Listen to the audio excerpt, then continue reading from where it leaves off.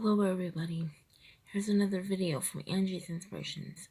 Well, I didn't make a video yesterday and I apologize for that. Our bunny died yesterday morning and I was in no condition to make a video. Just didn't have the resolve to do so. So, Babs was an old bunny, about 9-10 months ago. She got diagnosed with arthritis and she was on medication for the arthritis, and that was helping her a lot. And then all of a sudden, the night before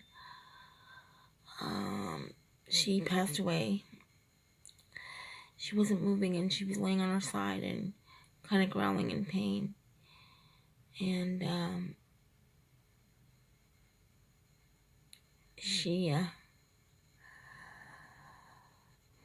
was really sad. She passed away. We adopted her in 2013. She truly was part of our family. When my oldest daughter, Angelina, moved out, she moved about 4 doors down from us and took the bunny with her. But you know, it's still really hard because that bunny was a part of our family, and we'll all miss her. So, rest in peace, Babs. We love you.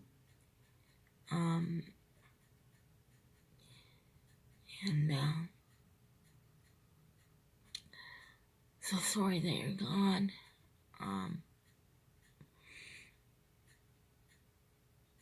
We'll always remember you.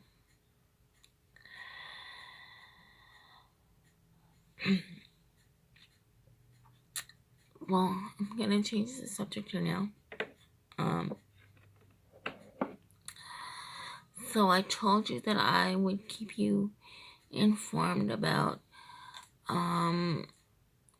different options with medical cannabis that are available. So I found another form of the drops, and here it is.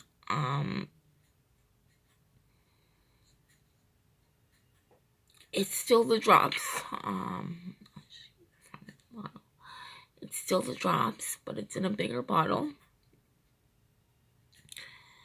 And this one is has 550 mils of CBD for 1 ml of the drops. So with this one, I only have to take a half a ml every 18 to 24 hours. Actually, I don't push it to 24 hours anymore because that is actually when it's completely wore off. So I try not to push it to 24 hours anymore because it tends to get kind of painful if I do. Oh, and those drops are actually flavored a little. So they taste like a little like coconut. So I don't have to put them in my food to take them. I can just drop them on my tongue, which is a lot easier than actually putting them in your food. So that's really fantastic. And this is a 30 ml bottle. So there's about 60 doses in this bottle. Taking half a ml per dose. So also, last Saturday I said that I would do a book review every single Saturday. And since I didn't make a video yesterday, I'm gonna do the book review on this video. And the book that I'm going to review is called A Baby's Cry by Cathy. Now, Cathy Glass is a foster carer in the UK. So her books are based on actual events. She writes about the experiences of the foster kids that she has had over the years. She writes about her experiences with them, how she's helped them while they're in her care. She also goes into detail about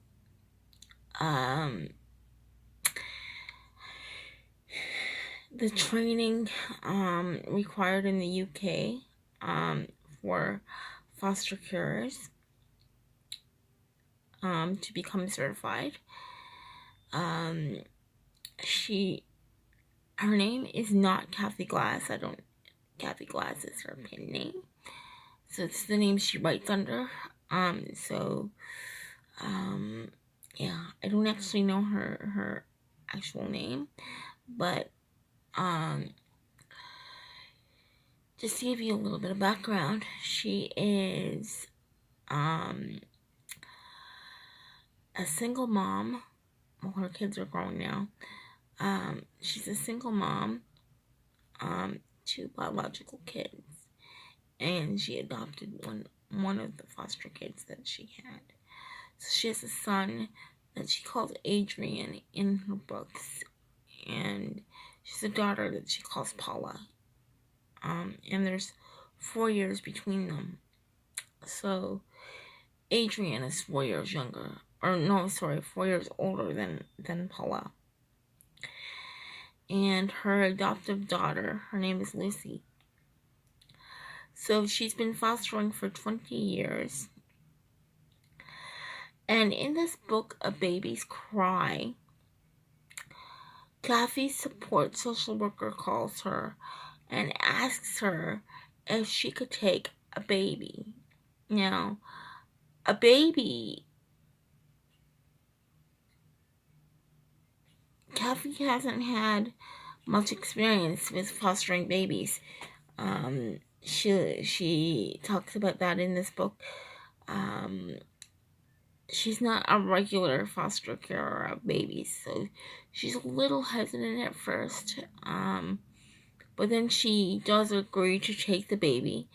When the support social worker actually calls her, the mother is actually in labor, so the baby is not even born yet.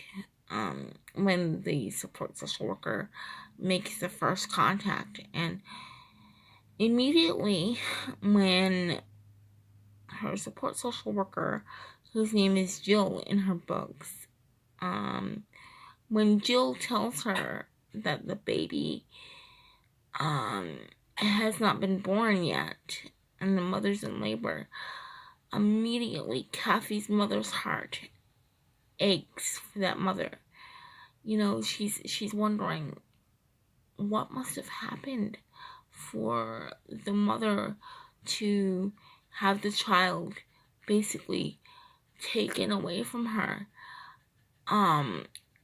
at birth or a few days after. You know, she's figuring there must be some sort of protection concerns for the Department of Social Services to do this. And she inquires about it with Jill, but Jill says that she doesn't really know a whole lot. She tells her it's a highly confidential case, and she doesn't know enough to comment about why the baby is being taken so early. So Jill says that she'll call Cathy back once the baby is born. And so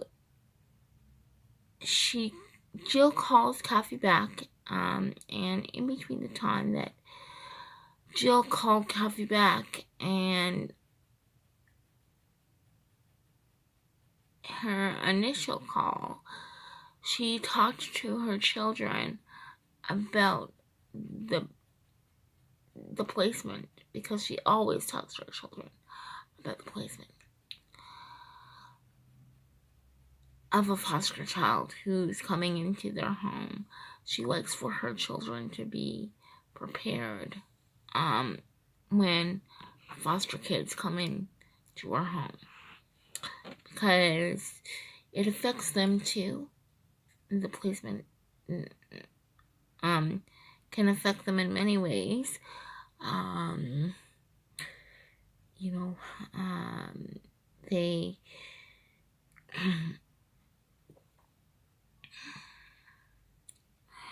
depending on the child's circumstances, of course. So her kids are really excited, and they want to help in any way they can, of course, and they help their mom get things set up for the baby. Anyway, when Jill calls her back, she tells Cathy that it's a boy, and he's called Harrison. So a few days later, Cathy goes and picks Harrison up at the hospital. When she picks him up, there's a suitcase there that the nurses tell her that Harrison's mother wanted her to take with her.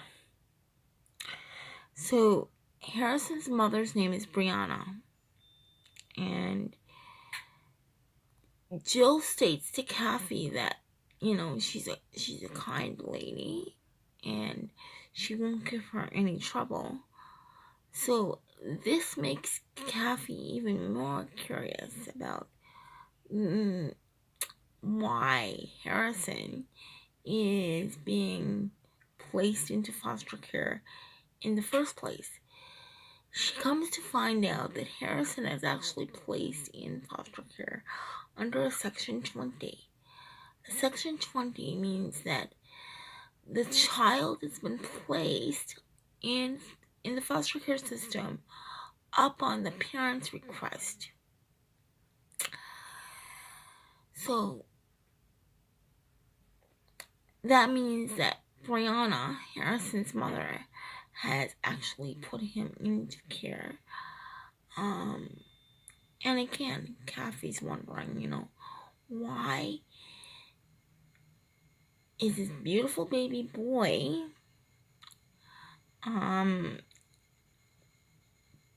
put in care? He's perfectly healthy, and you know, his mother, she requested to have him put in care, and you know, the thought that Cathy is having is, why would any mother do that? What circumstances could be so bad that she would place her child in care?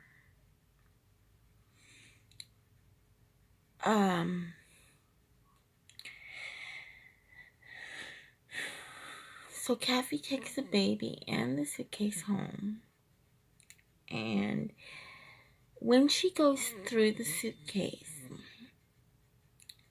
she finds all first year clothes for Harrison and a letter, and the clothes are brand new, still with the tags on them.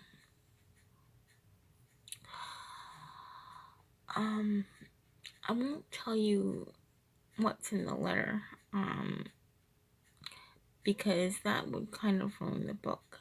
But after reading this letter, Cathy's even more curious, because she comes to realize that Brianna is actually a mature woman, and you know, she's actually got a stable income. So again, why would she place her child in the care?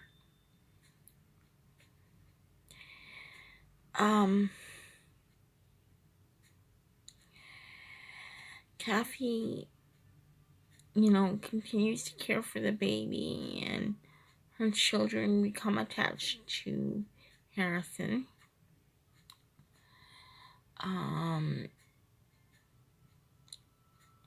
They have a looked after child review at the end of 30 days in care, which is something they do in the UK every 30 days. It's the abbreviation is an LAC review. So they have the LAC review, and at the LAC review,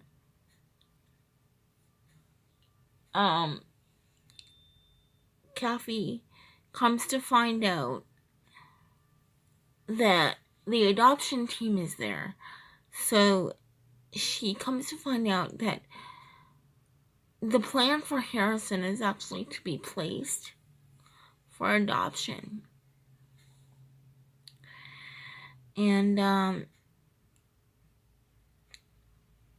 she gives her report at the LAC review, and the social workers there, the adoption team, I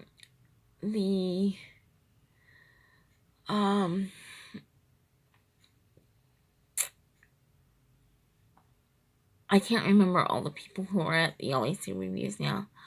But anyway, they're all there at this review for this little baby. And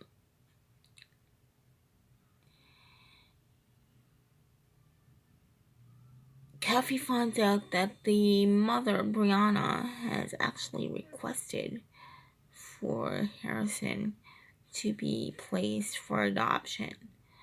And this to Cathy is a very sad thing, because a lot of love came through in the letter, and then the selection of the clothes, and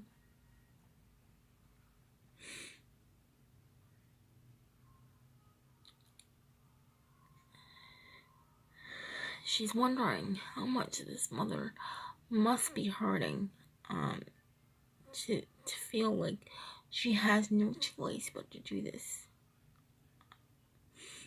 She has absolutely no choice, obviously, because what mother would do this by choice?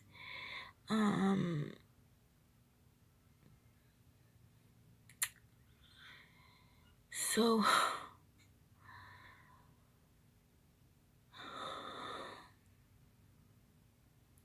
I'm sorry, her books always just touch my heart so deeply.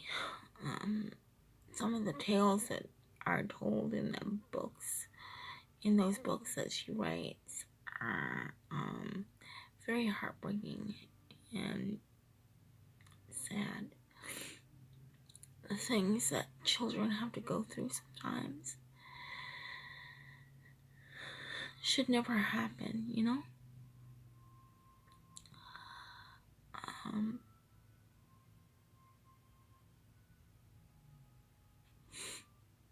Children are so innocent, and we should all want to protect them and want to keep them safe and love them as much as we can. And being a parent is one of the world's greatest privileges, and anyone who is a parent should take it very, very seriously and love their children and treasure them as much as they can, because before you know it, those children are going to be grown up and gone from your home, and you're not going to see them as much as you would like. And I'm getting away from the book. Sorry, guys. I guess that's my mama's heart coming out. you know? Because I'm going through something similar right now with my own daughter. With not seeing her as much as I would like, because she moved out, and it's really sad. I really miss her. Anyways, I'm getting away from the book here. So,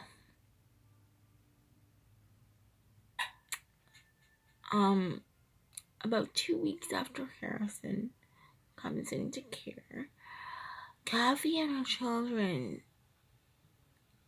start to notice this lady, who is kind of, looks like watching their house. And they're a little bit scared, but Adrian is the one who notices it first. And he says to his mother, he says, "Mom, there's a lady outside. She looks like Harrison." And so Cathy goes to the window, and indeed there is a lady outside. And she does look like Harrison. So Cathy assumes it's his mother. Now, there's a few sightings like this over the course of about 2 or 3 months, and Cathy is weary each time because she doesn't really know what Brianna, Harrison's mother, would want. She doesn't actually really know. She doesn't have it confirmed until sometime later in the book that it is actually Harrison's mother who's sort of watching her house. Now, in a section 20, the biological parent or parents are given the foster carer's contact information because they asked for the child to go into care. And assuming there's no protection issues, there shouldn't be any reason why the parents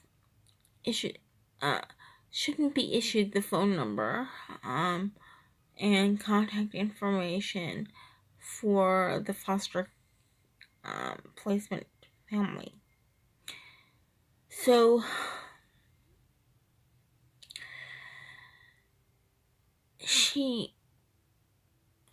after she discovers that it is Harrison's mother, when she logs it in her book, she has a fostering log, just to keep a record of the child's daily progress while they're in care. And after the child leaves her care, it's forwarded to the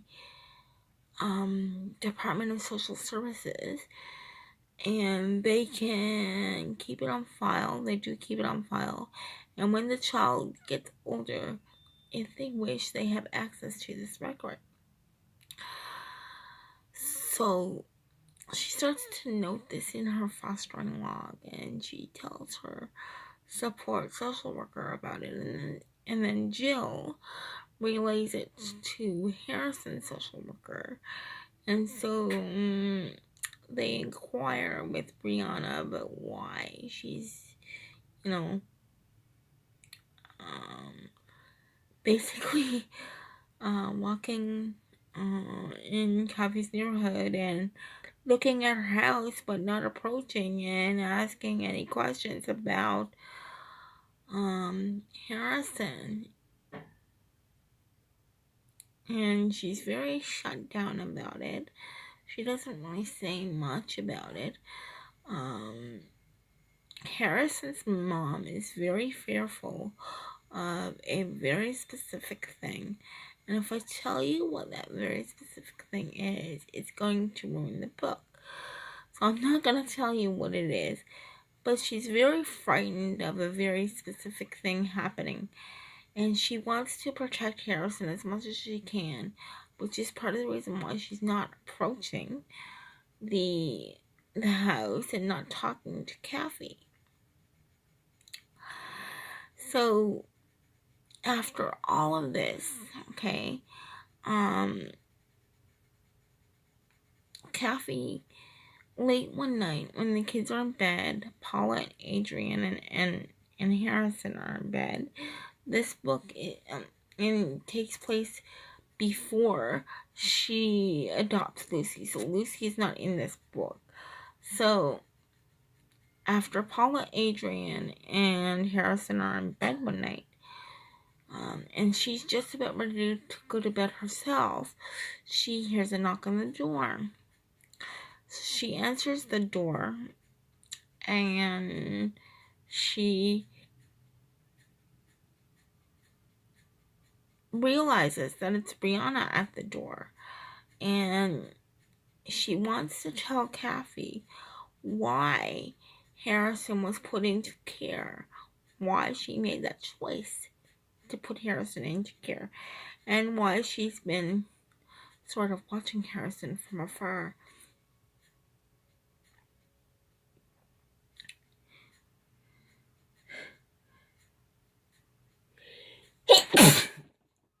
Bless me, sorry.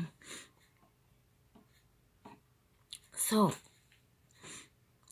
Brianna's come with the intention of giving Cathy an explanation for why all of this has happened. And with Brianna is her father. So Cathy invites them in, and they sit and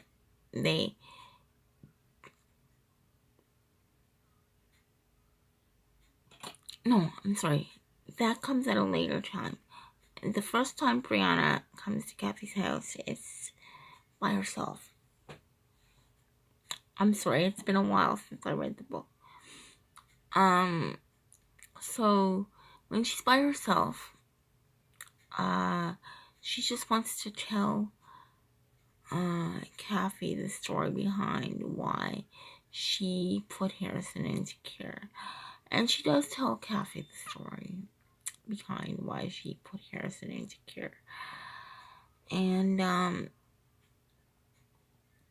story is very sad. I'm not going to tell you the story because it'll ruin the entire book for you.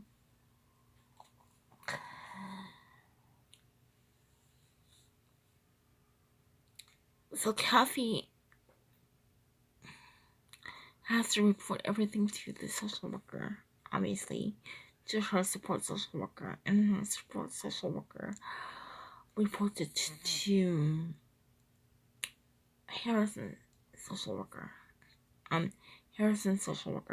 So the next day, Cathy tells Jill about this visit in the night.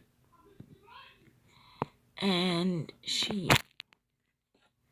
explains the circumstances behind why Brianna decided to put Harrison into care. And a few more weeks go by before the next visit from Brianna in late at night. And the next time she comes by with her dad, and they want to take Harrison with them. And Cathy says, well, he is under a Section 20.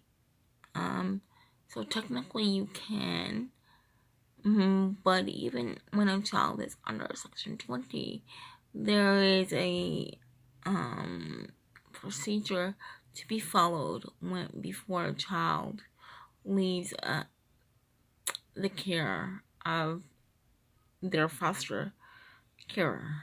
So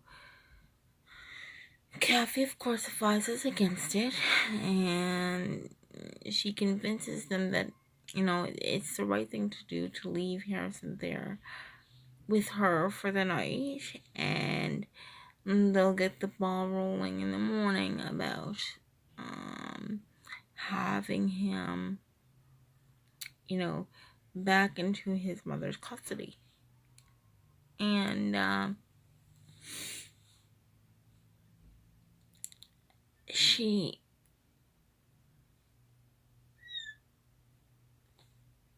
calls her social worker in the morning and tells her again, this happened. And Brianna wants to take Harrison now. She no longer feels it's necessary to put him up for adoption. So she ends up working with the social worker and Brianna and the family to help put in place a plan for Harrison to be put back into Brianna's care. And after some work and after the plan is finalized, then they start to implement the plan, and eventually the baby ends up going back into his mother's care. He's about 10 months old when this happens, and he doesn't end up being adopted. So the book actually has a very happy ending where the child ends up going back into his mother's care. It's a really good book. It's a really interesting read. And it's based on actual events.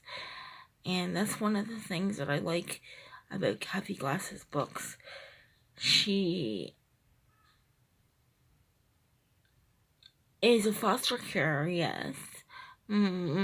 But she puts her whole heart into what she does. And it's very important to her.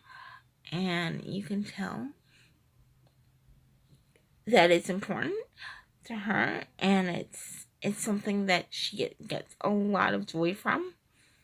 And her heart and her soul go into it, and it's something that is an amazing opportunity for everyone.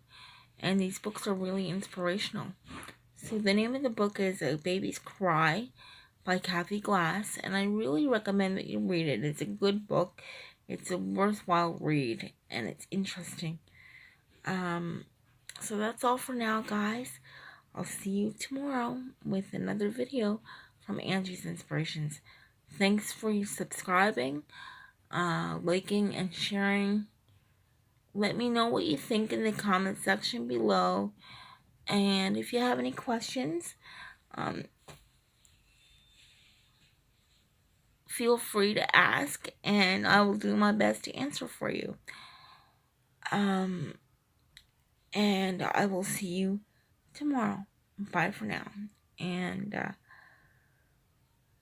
again, thanks for watching my videos. Thank you so much for your interest. I really appreciate it. Bye.